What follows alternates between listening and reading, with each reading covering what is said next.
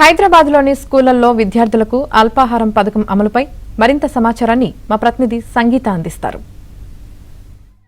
రాష్ట్ర వ్యాప్తంగా స్కూల్స్ అన్నీ కూడా రీఓపెన్ అవ్వడం జరిగింది. విద్యార్థులందరూ కూడా చాలా సంతోషంగా కొత్త పుస్తకాలు, కొత్త యూనిఫాము, అదేవిధంగా వారు స్కూల్స్కు వచ్చేసి వాళ్ళ ఫ్రెండ్స్ని కలవడము, ఇవన్నీ కూడా చాలా కోలాహలంగా కూడా ఈ స్కూల్ వాతావరణం అంతా కూడా నెలకొని ఉంది. అయితే ఈరోజు ప్రభుత్వ పాఠశాలల్లో కూడా 800 కోట్ల రూపాయలను వెచ్చించి మరీ బ్రేక్ఫాస్ట్ పథకాన్ని కూడా విద్యార్థులకు అందుబాటులోకి తీసుకురావడం జరిగింది. ఏదైతే ఉదయం పూట పిల్లలకు నాణ్యమైన విద్యను అందించాలి, అదేవిధంగా ప్రభుత్వ పాఠశాలల వైపు విద్యార్థులు ఆసక్తి చూపించాలి, డ్రాప్అవుట్స్ చదువుతున్న పిల్లలు ఎవరైతే ఉంటారో వారందరూ కూడా మళ్ళీ స్కూళ్లలో చేరాలన్న ఉద్దేశంతో ఈ యొక్క పథకాన్ని తీసుకొచ్చినట్లుగా కూడా రాష్ట్ర ప్రభుత్వం ఇప్పటికే అనౌన్స్ చేయడం జరిగింది. అయితే మనతో పాటు కొంతమంది టీచర్స్, ఇక్కడ పనిచేస్తున్న టీచర్స్, అదేవిధంగా స్టూడెంట్స్, తల్లిదండ్రులు కూడా ఉన్నారు. మనమైతే ఈ బ్రేక్ఫాస్ట్ యొక్క పథకం గురించి అడిగి తెలుసుకునే ప్రయత్నం చేద్దాము. స్కూల్స్ కూడా ఓపెన్ అయ్యాయి కాబట్టి దీనిపైన వారి యొక్క ఒపీనియన్ ఇదంతా కూడా.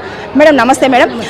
మేడం చెప్పండి, ఈ యొక్క బ్రేక్ఫాస్ట్ అనే పథకము పిల్లలకు అందుబాటులోకి తీసుకురావడం జరిగింది. టీచర్గా మీరు ఈ యొక్క స్కూల్లో పనిచేస్తున్న టీచర్గా మీ యొక్క అభిప్రాయం?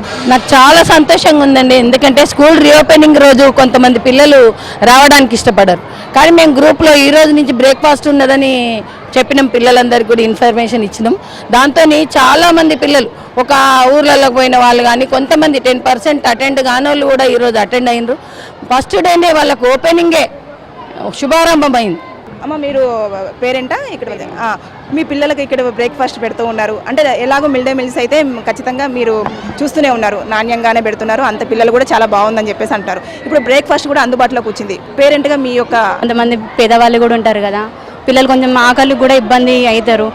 దీంట్లో కూడా సరిగా ఫుడ్ ఉండదు. ఇక్కడ స్కూల్లో ఫుడ్ ఉంది కాబట్టి పిల్లలందరూ కడుపు నిండుగా తింటారు. అంటే ఇప్పుడు ఇంకా పిల్లలు స్కూల్కి రాను అని మారం చేసే అవకాశం ఉంది. ఇప్పుడు ఏమన్నారు మేడం, డైలీ వస్తారు. మార్నింగ్ బ్రేక్ఫాస్ట్ ఉంది, లంచ్ కూడా ఉంది.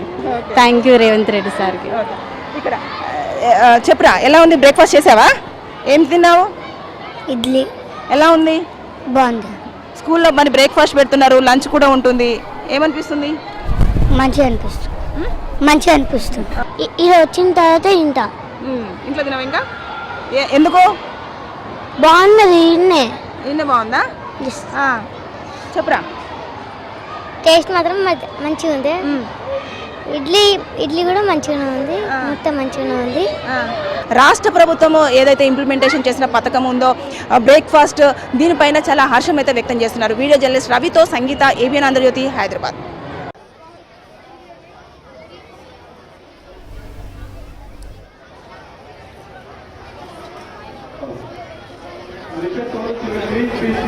ఈ చక్కటి కార్యక్రమంలో మన మాజీ శాసనసభ్యులు కూడా పాల్గొన్నారు.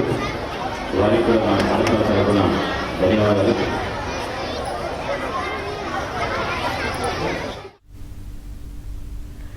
సంగారెడ్డి జిల్లాలోని కంది, పటాన్చెరు మండలాల్లోని 77 పాఠశాలల్లో విద్యార్థులకు బ్రేక్ఫాస్ట్ అందించారు.